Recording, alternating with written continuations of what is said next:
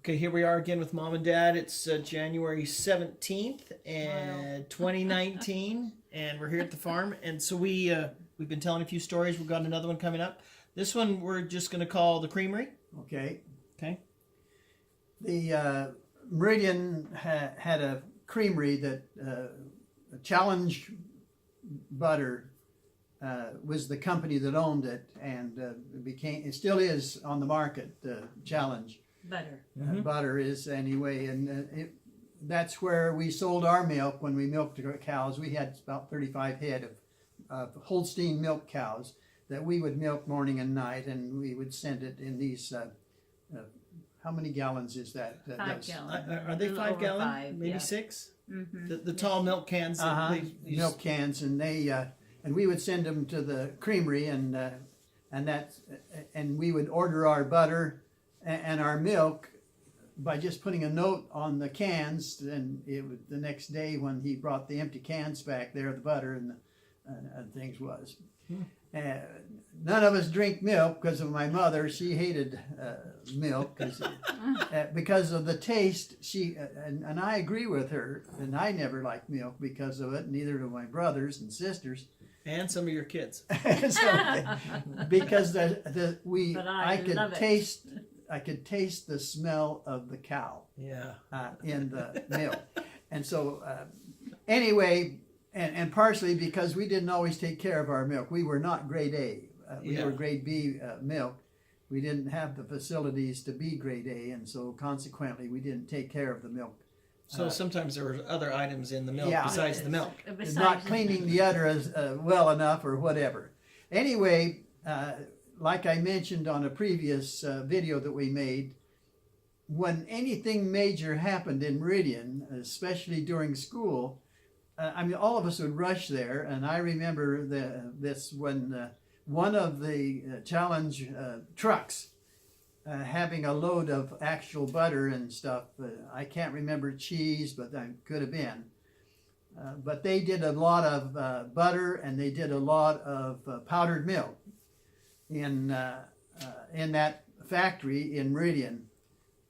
And a train, we didn't have the arms come down in Meridian for when a train was coming across the road. It was just the light was out there flashing, and of course the train would be honking, but I have no idea why the driver of the truck just maybe thought he could make it or what, but he was hit broadside, and it just scattered butter and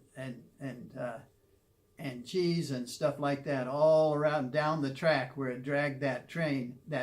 The train dragged the truck down when we went over to see that accident, and it just was a very impressive thing for me. One of the highlights of growing up, see that we didn't have buses to take us home if we were in athletics of any kind or held back because of a school play or a practice. We had to walk, and whenever we walked home, it was 3 miles walk. And I remember it many, many times. Uphill both ways, right? No, it was flat. But I remember when it was uphill when he got to I would walk down the highway, and I learned that I could cut down Cheryl Bodley, who was a friend of mine, because sometimes he'd walk home with me, and we'd come down his lane, and then I would cut through. Once he dropped him off, I would cut through the fences, and make a shorter beeline to my house, which was maybe 2 miles instead of 3. But anyway, we would stop at the Creamery and get powdered milk that was still in the roll that hadn't been powdered, and so it was rolled flat, and they somehow rolled it into a cone about the size of a ice cream cone, only much taller. It was about 1.5 foot tall, and we would hold it, and you're eating it. It's powdered milk. That's what it is. And we didn't like milk, but I surely liked the powdered milk that was in that roll. Because it was maybe condensed, it was sweet. Yeah, it was sweet, and that was a treat to us to be able to stop. And we'd get it free. they would just be kind to us little kids, and so we would walk and so challenge became a very important part of growing up. It was one of the main incomes that we had, more than just dad and mom working. We would milk these cows and get a milk check back. How did that work? What? It worked okay. I don't think we made a profit on farming. Is not a profit making thing.